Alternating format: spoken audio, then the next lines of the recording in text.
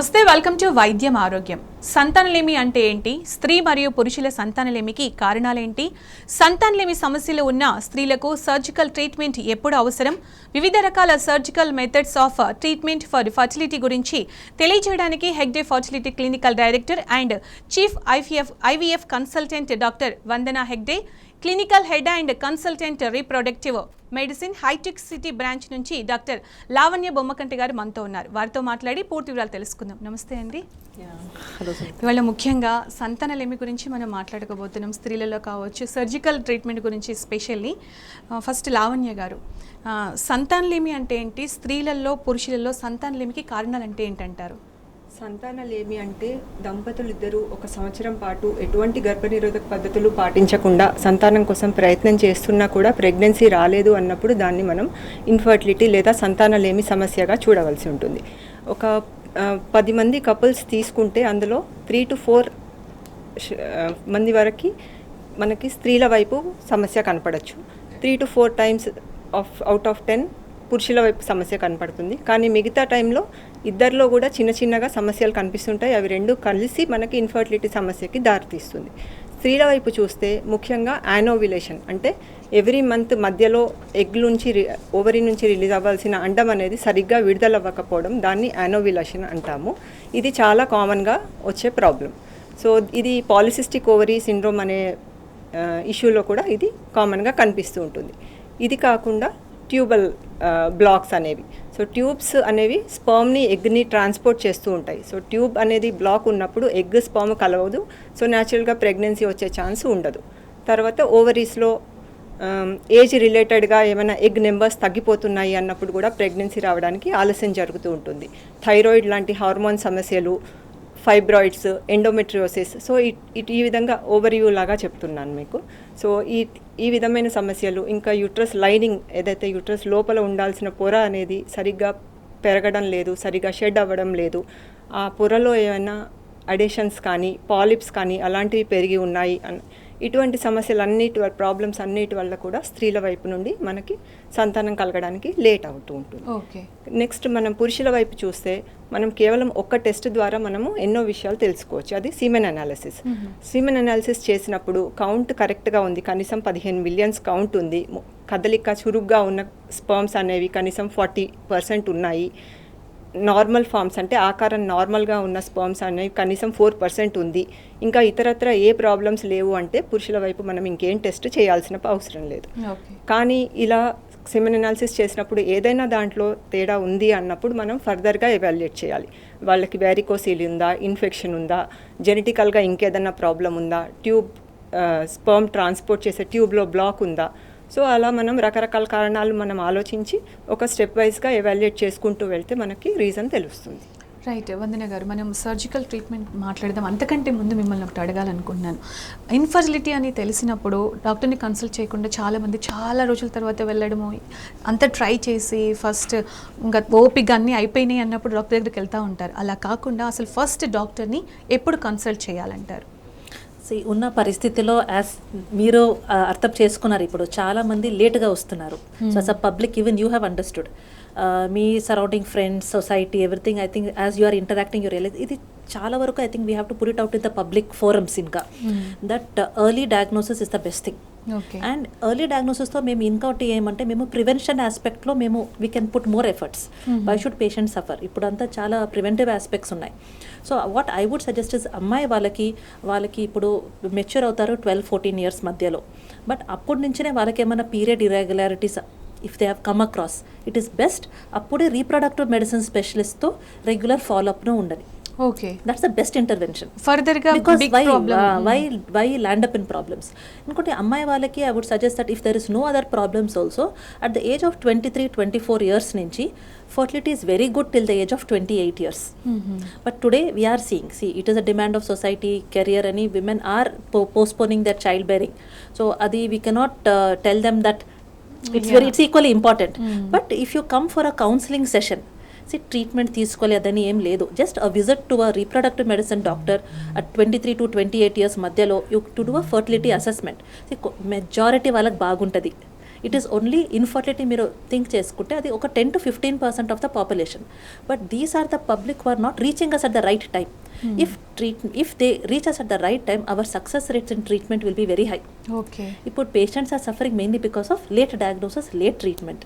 So ఆ age ఒక్కసారి వెళ్ళిపోతే that's where we doctors are coming to all these programmes to educate you all that ఒక correct ఏజ్లో వస్తే we can. And even for men I would suggest that past హిస్టరీలో వారికి ఎప్పుడైనా ఏమైనా ప్రాబ్లమ్స్ అనిపించింది, వెదర్ ఇట్ ఈస్ ట్యూబర్క్లోసిస్, అట్లా medical conditions ఉన్నాయి, కొన్ని మంది డయాబెటీస్ ఉన్నారు, హైపర్ టెన్షన్, లేదంటే ఒబెసిటీ, ఇప్పుడు చాలా లావు ఉన్నారు, high BMA, these are the people who can come to us initially. So if they come they can concentrate on prevention than diagnosis and management. Right, మంచి పాయింట్ చెప్పారండి. Caller లైన్లో ఉన్నారు, మానస విజయనగరం నుంచి. మానస గారు, డాక్టర్ గారు ఉన్నారమ్మా, మీ ప్రాబ్లం ఏంటో చెప్పండి, వింటున్నారు. నమస్తే మేడం. నమస్తే మా. మా పాపకి మ్యారేజ్ అయ్యి 3 సంవత్సరాలు అయింది మేడం. ఎస్.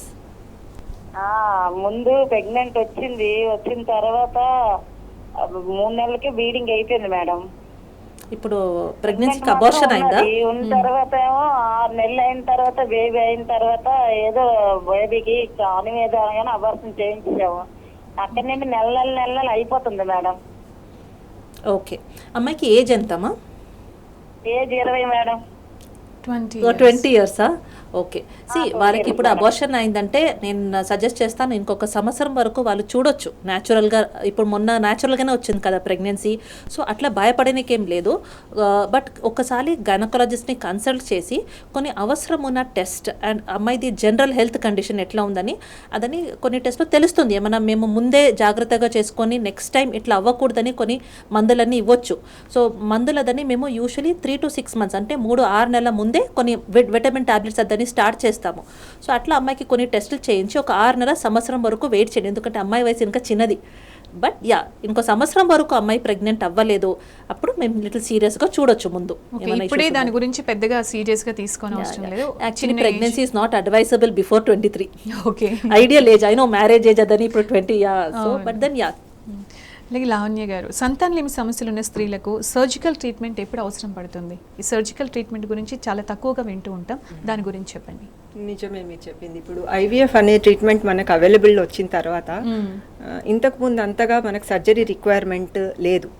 సో ఇప్పుడు కూడా మనము సర్జికల్ ట్రీట్మెంట్స్ ఇన్ఫర్టిలిటీలో చూస్తే డయాగ్నోస్టిక్ ప్రొసీజర్స్ ఉంటాయి, మనకి డెఫినెట్గా సర్జరీ చేయాల్సిన ట్రీట్మెంట్స్ ప్రాబ్లమ్స్ ఉంటాయి. సో డయాగ్నోస్టిక్ ప్రొసీజర్స్ అంటే స్కానింగ్ చేసినట్టుగా, బ్లడ్ టెస్ట్ చేసినట్టుగా మనకి ఏ ప్రాబ్లం కనబడట్లేదు అంటే దాన్ని ఒకసారి అన్ఎక్స్ప్లెయిన్డ్ ఇన్ఫర్టిలిటీ అంటాం. అందులో డయాగ్నోస్టిక్ లాప్రోస్కోపీ, హిస్ట్రోస్కోపీ కూడా అది ఒక టెస్ట్ లాగా. సో కెమెరా పెట్టి అబ్డామెన్ లోపల చూసినప్పుడు మినిమల్ ఎండోమెట్రోసిస్ కానీ, అడేషన్స్ అంటే లోపల ఉన్న పొరలన్నీ అతుక్కుపోయి ఉండడం కానీ, సో ఇలాంటివన్నీ ఇంకా ఏ టెస్ట్లలో కూడా మనకి బయటకి తెలియవు. సో అది డయాగ్నోస్టిక్ టెస్ట్ ఉంటుంది, అదే టైంలో ఆ ప్రాబ్లమ్ని మనం కరెక్ట్ కూడా చేసేయచ్చు. అదేవిధంగా డయాగ్నోస్టిక్ హిస్ట్రోస్కోపీ అంటే సపోజ్ ఒక ఐవీఎఫ్ చేసి ఎంబ్రియో ట్రాన్స్ఫర్ ఫెయిల్ అయినప్పుడు కూడా, లేకపోతే యూట్రస్ లైనింగ్ సరిగ్గా ఫామ్ అవ్వట్లేదు, కనీసం 8 millimeters రావట్లేదు అన్నప్పుడు ప్రెగ్నెన్సీ నిలబడదు. సో రిపీటెడ్గా మిస్క్యారేజ్ అయినప్పుడు, అసలు స్కానింగ్లో ఏం ప్రాబ్లం లేదు, పాలిప్స్ ఏమీ లేదు అన్నప్పుడు డయాగ్నోస్టిక్ హిస్ట్రోస్కోపీ చేసి లోపల కెమెరాతో చూసి మానిటర్ పైన చూసినప్పుడు మనకు కొంచెం క్లియర్గా కనిపిస్తుంది. అదే టైంలో మనం ఆ ప్రాబ్లమ్ని కరెక్ట్ చేసుకుంటాం. సో ఇది డయాగ్నోస్టిక్ ప్రాసెస్. తర్వాత డెఫినెటివ్గా సర్జరీ అవసరము అనేవి అందులో మళ్ళీ 2 రకాలుగా ఉంటుంది. ఒకటి సర్జరీ తప్ప మనకు వేరే ఆప్షన్ లేదు, మెడికల్గా ఏం ట్రీట్మెంట్ చేయలేము అనేవి. ఫర్ ఎగ్జాంపుల్ ఫైబ్రాయిడ్స్ ఉన్నాయనుకోండి, వాటికి మెడిసిన్స్ ఏం పనిచేయవు. అదేవిధంగా యూట్రస్ లైనింగ్ మధ్యలో ఒకటి సెప్టమ్ లాంటి గోడ ఉందనుకోండి, సో దాది తప్పనిసరిగా మనం సర్జరీ చేసి ఆ పొరని తీసేయవలసి ఉంటుంది. అడేషన్స్ ఉన్నా, పాలిప్స్ ఉన్నా, సో ఇవన్నీ తప్పనిసరిగా సర్జరీ చేయవలసిన ప్రాబ్లమ్స్. ఇది కాకుండా సర్జరీ ఆప్షనల్. సపోజ్ లాప్రోస్కోపీకి ఓవేరియన్ డ్రిల్లింగ్ చేయాలి పాలిసిస్టిక్ ఓవరీ ఉన్న అమ్మాయికి అనుకోండి, వాళ్ళు పాలిసిస్టిక్ ఓవరీకి లాప్రోస్కోపిక్ డ్రిల్లింగ్ చేసుకోవచ్చు, లేకపోతే అది అవాయిడ్ చేసి వాళ్ళు డైరెక్ట్గా ఐవీఎఫ్ ప్రాసెస్కి వెళ్ళొచ్చు. అదేవిధంగా ఎండోమెట్రోసిస్ ఉన్న వాళ్ళు ఉన్నారనుకోండి, సో వాళ్ళు ఎండోమెట్రోసిస్కి సర్జరీ కాలంలో ఎక్కువగా చెప్పట్లేదు, ఎందుకంటే అది ఓవేరియన్ రిజర్వ్ని డ్యామేజ్ చేస్తుంది. సో వాళ్ళు లాప్రోస్కోపీ కానీ ఎండోమెట్రోటిక్ సిస్టెక్టమీ అనేది అవాయిడ్ చేసి డైరెక్ట్గా ఐవీఎఫ్కి వెళ్ళొచ్చు. Same thing with tubal surgery. Tubal black ఉన్న వాళ్ళు, లేకపోతే ఇంతకుముందు ట్యూబెక్టమీ అయిన వాళ్ళు, ట్యూబల్ డ్యామేజ్ ఉన్న వాళ్ళు కూడా ఇంకా వేరే ఏ ప్రాబ్లమ్స్ ఉన్నాయి దాంతోపాటు అసోసియేటెడ్గా ఉన్నాయి అనుకున్నా, లేదు ఐవీఎఫ్ మాకు పర్వాలేదు అనుకున్నప్పుడు కూడా సర్జరీని బైపాస్ చేసి వెళ్ళొచ్చు. ఓకే. సో ఈ విధంగా డయాగ్నోస్టిక్ ప్రొసీజర్స్ ఉంటాయి, తప్పనిసరిగా చేయాల్సిన సర్జికల్ ప్రొసీజర్స్ ఉంటాయి, ఆప్షనల్గా మనం చేయించుకోవచ్చు అనుకునే సర్జికల్ ప్రొసీజర్స్ 3 రకాలు కూడా మనకు ఫర్టిలిటీలో ఉంటాయి. డాక్టర్ గారు, లావణ్య గారు, అంటే స్త్రీలకి పిల్లలు పుట్టడానికి సాధారణంగా సూచించబడిన శస్త్రచికిత్స విధానాలు ఏంటి, అంటే ఏవేవి సర్జికల్గా మీరు సజెస్ట్ చేస్తారు, అలాగే సింపుల్ డే కేర్ ల్యాప్రోస్కోపీ విధానాలు మీరు ఎప్పుడు సూచిస్తారు, డయాగ్నోస్టిక్ ల్యాప్రోస్కోపీ అంటే ఏంటి, ఎప్పుడు అవసరం పడుతుంది, అలాగే డే కేర్ సర్జరీ యొక్క ఉపయోగాలు ఏంటంటారు? ఇవన్నీ కూడా చాలా మందికి చాలా క్లియర్గా తెలియదు. సో ఒకసారి మీరు క్లియర్గా చెప్తే సో బాగుంటుంది. డయాగ్నోస్టిక్ లాప్రోస్కోపీ అనేది నేను First చెప్తారు. ఇప్పుడే అన్నాను దాని గురించి. సో మనకి ఇన్ఫర్టిలిటీలో చేయాల్సిన చాలా వాటికి సర్జికల్ ప్రొసీజర్స్, అది లాప్రోస్కోపీ కానీ హిస్ట్రోస్కోపీ కానీ మోస్ట్ ఆఫ్ ది థింగ్ మనం డే కేర్ ప్రొసీజర్ లాగా చేయొచ్చు. Okay. డే కేర్ ప్రొసీజర్ అంటే మెయిన్గా ఏంటంటే పొద్దున వచ్చి సాయంకాలానికి వెళ్ళిపోయే సర్జికల్ ప్రొసీజర్ టైం కూడా 1 అవర్ లోపలే ఉంటుంది. 30 minutes to 1 అవర్ లోపలే ఆ ప్రొసీజర్ అయిపోతుంది. అనస్థీషియా ఎఫెక్ట్ అంతా పోవడానికి ఒక 3-4 అవర్స్ పడుతుంది. దాని తర్వాత వాళ్ళు నడుచుకుంటూ ఇంటికి వెళ్ళిపోవచ్చు. సో దీంట్లో మైనర్గా చేసే ప్రొసీజర్స్ ఏంటి అంటే మనకు హెచ్ఎస్జీ అని ట్యూబ్స్ టెస్ట్ చేసినప్పుడు ఒక్కొక్కసారి పెయిన్ వల్ల ట్యూబ్స్ స్పాజంలోకి వెళ్ళిపోతాయి. సో ఆ ట్యూబ్స్లో బ్లాక్ నిజంగానే ఉందా, లేకపోతే ఆ స్పాజం వల్ల అలా బ్లాక్ లాగా మనకి రాంగ్ డయాగ్నోసిస్ కనిపిస్తుందా అనేది చెక్ చేసుకోవడానికి ట్యూబల్ బ్లాక్ డిటెక్ట్ అయినప్పుడు ట్యూబల్ పేటెన్సీ అని చెక్ చేస్తాం. సో ఇది ఒక మైనర్ లాప్రోస్కోపిక్ ప్రొసీజర్. అదే టైంలో ఓవేరీస్లో ఏమైనా పాలిసిస్టిక్ ఓవరీ లాంటి ప్రాబ్లం కనిపిస్తే దానికి కాట్రీ ఎలక్ట్రిక్ కరెంట్తో ఒక చిన్నగా 3 to 4 పంచెస్ చేసి పాలిసిస్టిక్ ఓవరీ అనే ప్రాబ్లమ్ని తగ్గించడానికి ట్రై చేస్తాం. పూర్తిగా తీయలేం, ఎందుకంటే ఎక్కువగా డ్రిల్లింగ్ చేస్తే ఓవరీ డ్యామేజ్ అయిపోతుంది. సో ఒక లిమిటెడ్ అమౌంట్ ఆఫ్ కరెంట్తో ఒక పర్టికులర్ ప్రొసీజర్లో అది చేస్తాం. సో దానివల్ల హార్మోన్ ఇంబ్యాలెన్స్ కొంతవరకు తగ్గుతుంది. పాలిసిస్టిక్ ఓవరీ అనే ప్రాబ్లం పూర్తిగా పోదు, కానీ దానికి సంబంధించిన హార్మోన్ ఇంబ్యాలెన్స్ తగ్గి విమెన్కి న్యాచురల్గా ప్రెగ్నెన్సీ రావడానికి ఛాన్సెస్ పెరుగుతాయి. అదేవిధంగా చిన్నగా ఓవేరియన్ సిస్ట్ కానీ లాప్రోస్కోపీ చేస్తున్నప్పుడు మనకి మినిమల్ ఆర్ మైల్డ్ ఎండోమెట్రియోసిస్ అనే వాటర్ బబుల్స్ లాగా కనిపిస్తాయి. సో అవన్నీ అదే టైంలో మనం తీసేయొచ్చు. సో ఇవన్నీ కూడా మైనర్ డే కేర్ ప్రొసీజర్స్ కిందకి వస్తాయి. ఓవరీలో సిస్ట్లు ఉన్నాయి అన్నప్పుడు, చిన్న ఫైబ్రాయిడ్స్ ఉన్నప్పుడు, అలాంటివన్నీ మైనర్ డే కేర్ ప్రొసీజర్స్లోకి వస్తాయి. ఇంకా హిస్ట్రోస్కోపీ వైపుకి వస్తే దాదాపు అన్ని హిస్ట్రోస్కోపిక్ ప్రొసీజర్స్ డే కేర్ కిందకే వస్తాయి. హిస్ట్రోస్కోపీ అంటే ఏంటి, మనం వెజైనా ద్వారా ఒక పెన్ సైజ్డ్ ఇన్స్ట్రుమెంట్ ఉంటుంది, దానికి ఒక లైట్ అండ్ కెమెరా పెట్టి యుట్రస్ లోపలికి పంపిస్తాము.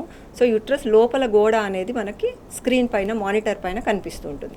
సో అక్కడ మనం మ్యాగ్నిఫికేషన్లో క్లియర్గా చూసి ఆ గోడలో ఏదైనా ఒక చోట ఓవర్ గ్రోత్ పాలిప్ లాంటిది ఏదైనా ఉందా అనేది చెక్ చేస్తాము. ఒక మైక్రో సిజర్తోనే అదే టైంలో దాన్ని ఈజీగా కట్ చేయొచ్చు. ప్రిసైజ్గా సర్జరీ ఉంటుంది.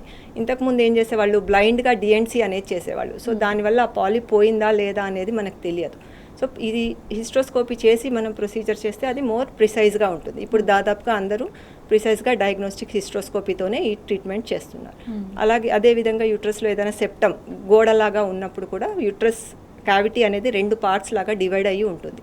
సో అప్పుడు కూడా ఈ ప్రొసీజర్స్ అన్నీ చేసుకోవచ్చు. సో ఇవన్నీ minor simple day care procedures. Complex procedures అనేవి కొంతమందికి, చాలా తక్కువ మందికి అవసరం అవుతూ ఉంటాయి. అవి అంటే ఏ టైంలో అవసరం పడుతుంది అంటారు? సంక్లిష్టమైన శస్త్రచికిత్స అని కూడా అంటూ ఉంటారు కదా. సో అది ఎవరికి ఏ టైంలో అవసరం పడుతుంది అంటారు? కాంప్లెక్స్ సర్జికల్ ప్రొసీజర్స్ కూడా లాప్రోస్కోపీ ద్వారానే చేయొచ్చు. మల్టిపుల్ ఫైబ్రాయిడ్స్ అంటే ఒక 5-6 ఫైబ్రాయిడ్స్ ఉన్నాయి, యూట్రస్ షేప్ చాలా డిస్టార్టెడ్గా ఉంది, ప్రెగ్నెన్సీ నిలబడట్లేదు అనుకున్నప్పుడు వాళ్ళకి ఆ ఫైబ్రాయిడ్స్ తీసేయవలసి వస్తుంది. ఎంత ఎక్కువగా ఫైబ్రాయిడ్స్ ఉన్నాయి, ఎంత పెద్ద సైజు ఉన్నాయి అన్నప్పుడు ఫైబ్రాయిడ్ సర్జరీ కొద్దిగా కాంప్లెక్స్గా అయిపోతుంది. కాంప్లెక్స్ సర్జరీ అంటే కనీసం 2 to 3 అవర్స్ అలా పడుతుంది. దాంట్లో ఇమీడియట్గా డే కేర్ లాగా ఈవినింగే వెళ్ళిపోవడానికి ఉండదు. సో కనీసం 1 or 2 days రికవరీ టైం ఉంటుంది. రికవరీ పీరియడ్ కూడా పెయిన్ అనేది కానీ, స్టిచెస్ దగ్గర పెయిన్ అనేది కానీ, అదంతా కూడా కొద్దిగా ఫైబ్రాయిడ్లకు అవసరం పడుతుంది అంటారు. ఫైబ్రాయిడ్స్ ఉన్నంత మాత్రాన మనం సర్జరీ చేయాల్సిన అవసరం లేదు, అది first thing. So fibroid uterus గోడలో ఎటువైపు ఉన్నాయి అనే దాన్ని బట్టి సర్జరీ ఉంటుంది. ఎన్ని ఫైబ్రాయిడ్స్ ఉన్నాయి అనే దాన్ని బట్టి ఉంటుంది. తర్వాత ఆ ఫైబ్రాయిడ్స్ వల్ల మనకి ఏమైనా సిమ్టమ్స్ ఉన్నాయా లేవా అనేదాన్ని. సో సైజ్, అది ఎక్కడ ఉన్నాయి, వాటి వల్ల సిమ్టమ్స్ ఉన్నాయా. సో ఈ 3 పాయింట్స్ని బట్టి మనం సర్జరీ ప్లాన్ చేసుకోవాల్సి ఉంటుంది. సైజ్ అనేది పెద్ద ఫైబ్రాయిడ్ ఉన్నాయా, లేకపోతే చిన్నవైనా మల్టిపుల్ ఫైబ్రాయిడ్ ఉండి అది ఇన్ఫర్టిలిటీకి కారణం అవుతుందా అనేది తెలుస్తుంది. తర్వాత లొకేషన్ అంటే ఫైబ్రాయిడ్ యూట్రస్ లోపల వాల్ ఎక్కడైతే బేబీ పెరుగుతుందో దానికి ఎంత దగ్గరలో ఉంటే కనుక ఆ ఫైబ్రాయిడ్ వల్ల దాని సైడ్ ఎఫెక్ట్స్ అనేవి అంత ఎక్కువగా ఉంటాయి. ఈవెన్ బ్లీడింగ్ ప్రాబ్లమ్స్ కూడా ఫైబ్రాయిడ్ యూట్రస్ లోపలి గోడకి ఎంత దగ్గరగా ఉంటే దానివల్ల ప్రాబ్లమ్స్ అనేది బ్లీడింగ్ ప్రాబ్లమ్స్ కానీ ఇన్ఫర్టిలిటీ కానీ ఎక్కువగా ఉంటాయి. సో అప్పుడు మనం ఫైబ్రాయిడ్స్కి సర్జరీ చేయాల్సి ఉంటుంది. తర్వాత సిమ్టమ్స్, సో ఇన్ఫర్టిలిటీ కానీ హెవీ మెన్స్ట్రల్ బ్లీడింగ్ కానీ, సో ఈ 2 సిమ్టమ్స్ ఫైబ్రాయిడ్స్ వల్ల ఉంటాయి. ఇంకొక కాంప్లెక్స్ సర్జరీ అనేది ఎండోమెట్రోసిస్కి అవసరం పడుతుంది. సో సివియర్ ఎండోమెట్రోసిస్ ఉండి చాలా ఎడేషన్స్ ఉన్నాయి అన్నప్పుడు వాళ్ళకి ఐవీఎఫ్ ద్వారా మనం ప్రెగ్నెన్సీ చేసుకోవచ్చు, కానీ పెయిన్ ఉండడము. సో ఎండోమెట్రోసిస్కి 2 ప్రాబ్లమ్స్ ఉంటాయి, ఒకటి ఇన్ఫర్టిలిటీ, రెండోది పెయిన్. సో సివియర్ పెయిన్ ఉంది, పైగా వాళ్ళకి ఇన్ఫర్టిలిటీ ప్రాబ్లం కూడా ఉంది అన్నప్పుడు మనం సర్జరీ చేసుకోవాల్సి వస్తుంది. సో ఆ సర్జరీ కూడా కాంప్లెక్స్ సర్జరీ కిందకి వస్తుంది. రైట్, కాలర్ లైన్లో ఉన్నారు రమ్య హర్యానా నుంచి. రమ్య గారు, డాక్టర్ వందన గారు ఉన్నారు. మీకు సమస్య ఏంటో చెప్పండి మా. హలో మ్యామ్, నేను హర్యానా నుంచి కాల్ చేస్తున్నాను. యాక్చువల్లీ 2019లో నాకు మ్యారేజ్ అయ్యింది. ఎప్పుడు ఎన్ని ఇయర్స్ అయిందమ్మా? 4 years అవుతుందండి మ్యారేజ్ అయ్యి. ఓకే. అయితే ఇప్పటికి నాకు 3 times అబార్షన్ అయ్యింది. ఓకే. సర్విక్స్ ప్రాబ్లం అన్నారు అనేసి వెజైనల్ స్టిచెస్ వేశారు. వెజైనల్ స్టిచెస్ వేసినా బేబీ నిలవట్లేదు. ఓకే. సో ఇప్పుడు ట్రాన్స్ అబ్డామినల్ సర్క్యులార్జీ గురించి చెప్తున్నారు. సో దానికి వెళ్ళడం బెటర్ ఆప్షన్ ఏనా అని కనుక్కుందామని కాల్ చేశాను. ఓకే బా. నీ ఏజ్ ఎంతమ్మా? 26. 26. ఓకే. లాస్ట్ అబార్షన్ ఎప్పుడైంది నీకు? 5 months అవుతుంది. 5 months అవుతుంది. అన్ని అబార్షన్స్ నీకు లాస్ట్ టైం స్టిచ్ పెట్టినో అయింది? ఫస్ట్ 2 times అన్ని ఏ నెలలో అయింది అప్రాక్సిమేట్లీ? 4వ నెల, 5వ నెల అట్లా? ఫస్ట్ది 6th month లో అయింది. అప్పుడు సర్క్యులార్జీ వేశారు, అది ఫెయిల్ అయ్యింది. సెకండ్ అబార్షన్ కూడా సర్క్యులార్జీ వేశారు, ఫెయిల్ అయ్యింది. అండ్ థర్డ్ అబార్షన్ 4 months అంటే 3 months కంప్లీట్ అయ్యాక వేస్తాము అన్నారు. ఆ రోజు ఈవినింగ్ వెళ్ళి నేను స్టిచెస్ వేయించుకోవాలి, ఆఫ్టర్నూన్ అబార్షన్ అయిపోయింది. Like bleeding and water broke అయింది. ఓకే. ఓకే. సో ఇప్పుడు నీకు 2 times నీకు సర్వైకల్ సర్క్యులాజ్ ఫెయిల్ అయిందంటే మాకు ఆప్షన్ ఓన్లీ అబ్డామినల్ సర్క్యులాజ్. సో ఆ అబ్డామినల్ సర్క్యులాజ్ మాకు ఇప్పుడు అది జాగ్రత్తగా ఉండాలి. బికాస్ నీకు ఈ టైం నీకు అది స్టెచ్ వేయముందే నీకు అబార్షన్ అయిపోయింది కదా. అబ్డామినల్ సర్క్యులాజ్ మీరు ప్రెగ్నెన్సీలో వేసుకుంటారంటే అది ఎన్టీ స్కాన్ అంటే 12 weeksకి మేము ఎన్టీ స్కాన్ చేసిన తర్వాతనే పెడతాము. బట్ నీ హిస్టరీ చూసుకుంటే ఆ టైంలోనూ నీకు ఒకసారి అబార్షన్ అయింది. So 1 option is to put pre pregnancy, అంటే నువ్వు ప్రెగ్నెన్సీ ప్లాన్ చేయముందనే మేము లాప్రోస్కోపీ ద్వారా ఒక స్టిచ్ వేసేస్తాం అక్కడ సర్విక్స్లో. తర్వాత నువ్వు ప్రెగ్నెన్సీ ప్లాన్ చేసుకుంటే అది better. Because now you cannot take a chance. 3 miscarriages ఈ జంక్షన్లో నువ్వు ఇంకోసారి చాలా రిస్క్ ఉంటుంది. So abdominal cerclage pre pregnancy plan చేసుకుని and you plan for pregnancy. The only disadvantage ఇప్పుడు లాప్రోస్కోపిక్ సర్క్యులాజ్లో అంటే నీకు నార్మల్ డెలివరీ కుదరదు, నీకు సిజేరియన్కనే వెళ్ళాలి. అండ్ ఈ మధ్యలో ఏమైనా అవుతాను మేము ఓపెన్ చేసి అది బేబీని తీయాలి పడుతుంది, అది ఒక్కటే రిస్క్ నీకు. బట్ అదర్వైజ్ లాప్రోస్కోపిక్ సర్క్యులాజ్కి there is lot of advantages, నీకు you can go ahead. Right, మరో కాలర్ చందన ఉన్నారు సిద్దిపేట నుంచి. చందన గారు, డాక్టర్ గారు ఉన్నారమ్మా, మాట్లాడండి. కొంచెం గట్టిగా మాట్లాడండి please. Good afternoon madam. Very good afternoon, చెప్పండి. మేడం నా మ్యారేజ్ అయ్యి 4 years అవుతుంది మేడం. ఓకేమ్మా. మేడం నాకు మ్యారేజ్ అయ్యి 4 years అవుతుంది మేడం. చూయించుకున్నారమ్మా ఎక్కడన్నా? అనేది లేదు మేడం, అది దానివల్ల కొంచెం ప్రాబ్లం అవుతుంది మేడం. మళ్ళీ చెప్తారా అమ్మా? మ్యారేజ్ అయ్యి 4 years అవుతుంది, నెక్స్ట్ ఏదో చెప్పారు, మళ్ళీ చెప్తారా ప్లీజ్? ఎగ్ రప్చరింగ్ అని జరగడం లేదు మేడం, హాస్పిటల్లో చెప్పారు. నీకు నెల కరెక్ట్గా వస్తుందమ్మా? మంత్లీ ఉంటుంది మేడం. మంత్లీ కరెక్ట్ వస్తుంది. నీ ఏజ్ ఎంత ఇప్పుడు? 24 మేడం. 24 అంటే ఇప్పుడు అంతా మందులు ఉన్నాయి. ఈ కొన్ని మందులు తీసుకుంటే కదా అందులో 1 egg growth కరెక్ట్గా అవుతుంది. అది మాకు స్కానింగ్లో చూసుకొని నీకు కొన్ని వేరే టైప్ ఇంజెక్షన్స్ ఉన్నాయి. ఒక ఇంజెక్షన్ పని రాలేదంటే వేరే టైప్ ఇంజెక్షన్ పెట్టుకొని మేము ఆ ఎగ్ని రప్చర్ చేపిస్తాము. సో అట్లా మేము ఒక 4-6 నెలల వరకు చూడొచ్చు, నీకు న్యాచురల్గా ప్రెగ్నెన్సీ అవ్వడానికి అవకాశం ఉంటుంది. అట్లా ప్రెగ్నెన్సీ జరగలేదంటే అప్పుడు ముందు కొన్ని పరీక్షలు అడ్వాన్స్ టెస్ట్ అన్ని చేయించుకొని మీరు తర్వాత ముందు వెళ్ళొచ్చు ఐయుఐ ట్రీట్మెంట్ అట్లాంటి ట్రీట్మెంట్కి. రైట్. అలాగే లావణ్య గారు, ఇప్పుడు ట్యూబల్ బ్లాక్స్ అని చెప్పేసి వింటూ ఉన్నాము. ట్యూబల్ బ్లాక్స్ ఉన్న వాళ్ళకి IVF అని చెప్పేసి కొందరు అంటూ ఉంటారు. ఈ IVF ట్రీట్మెంట్కే వెళ్ళాలంటారా, లేకపోతే అంటే మేజర్ మైనర్ ట్యూబల్ బ్లాక్స్ ఉన్నప్పుడు సర్జరీస్ ఎవరికి యూజ్ అవుతుంది? మైనర్ ప్రాబ్లం ఉన్నప్పుడు యూజ్ అవుతుందా, మేజర్ ప్రాబ్లం యూజ్ అవుతుందా సర్జరీ అనేది ఒకసారి క్లియర్గా చెప్పండి. ట్యూబల్ బ్లాక్ ట్యూబ్స్ ఫంక్షన్ మెయిన్గా ఏంటి అంటే స్పర్మ్ని యూట్రస్ వైపు నుంచి ఓవరీ వైపుకి ట్రాన్స్పోర్ట్ చేస్తుంది స్పర్మ్ని. తర్వాత ట్యూబ్కి ఒక చివరన బేబీ ఫామ్ అయిన తర్వాత బేబీ మళ్ళీ ఒక 4-5 డేస్ ట్యూబ్లో ట్రావెల్ చేసి మళ్ళీ యూట్రస్లో ఇంప్లాంట్ అవుతుంది. సో ఈ ట్రాన్స్పోర్ట్ కనెక్షన్ అనేది ట్యూబ్ చేస్తుంది. ట్యూబ్లో బ్లాక్ ఉన్నప్పుడు లోపల ఏదైనా స్కారింగ్ కానీ కామన్ కాజెస్ అనేది ఇన్ఫెక్షన్. సో ట్యూబల్ బ్లాక్ ఉన్నప్పుడు ఈ స్పర్మ్ ఎగ్ అనేది కలవదు, ప్లస్ ఎంబ్రియో ట్రాన్స్పోర్ట్లో కూడా ప్రాబ్లం అవుతుంది. సో అలాంటప్పుడు మైనర్ బ్లాక్ అనేది జస్ట్ మెన్స్ట్రల్ బ్లీడింగ్లో ఉన్న క్లాట్స్ కానీ ఏదైనా ట్యూబ్స్లో బ్లాక్ చేయడము అలాంటిది ఏదైనా ఉన్నప్పుడు మనం ట్యూబల్ పేటెన్సీ టెస్ట్ చేసినప్పుడు అది వాష్ అవుట్ అయిపోతుంది. లేదా ట్యూబ్ మొదట్లో యూట్రస్లోకి ట్యూబ్ ఎక్కడైతే ఎంటర్ అవుతుందో అక్కడ ఏదైనా బ్లాక్ ఉంటే మనము సర్జరీ ప్రొసీజర్ లాప్రోస్కోపీ హిస్ట్రోస్కోపీ చేసుకుంటున్నప్పుడే ట్యూబల్ క్యాన్యులేషన్ అని చేసేసి ఆ బ్లాక్స్ అనేవి తీసేయచ్చు. అదేవిధంగా ట్యూబ్స్కి అవతలి పక్కన ఏదైతే పువ్వులాగా విచ్చుకొని ఉన్న ఎండ్లో కూడా బ్లాక్స్ ఏమైనా ఉంటే అది ఫింబ్రియోప్లాస్టీ అనేది చేసి ఆ బ్లాక్స్ని కూడా మనం తీసేయచ్చు. సో మైనర్ బ్లాక్స్ చాలా వరకు కరెక్టబుల్ ఉంటాయి. ట్యూబ్కి 3 ఫంక్షన్స్ ఉంటాయి. ఒకటి ట్యూబ్ చూడడానికి బాగుందా, ట్యూబ్ ఓపెన్గా ఉందా, దాని ఫంక్షన్ అంటే అది ట్రాన్స్పోర్ట్ చేయాల్సిన మస్కులర్ మూమెంట్ అంతా కరెక్ట్గా ఉందా. థర్డ్ వన్ ఏంటి అంటే tube and ovary relation. So endometriosis అలా లోపల ఏమైనా అడేషన్స్ అన్నీ ఉన్నప్పుడు ట్యూబ్ ఒక పక్కకు వెళ్ళి అతుక్కుపోయి ఉంటుంది.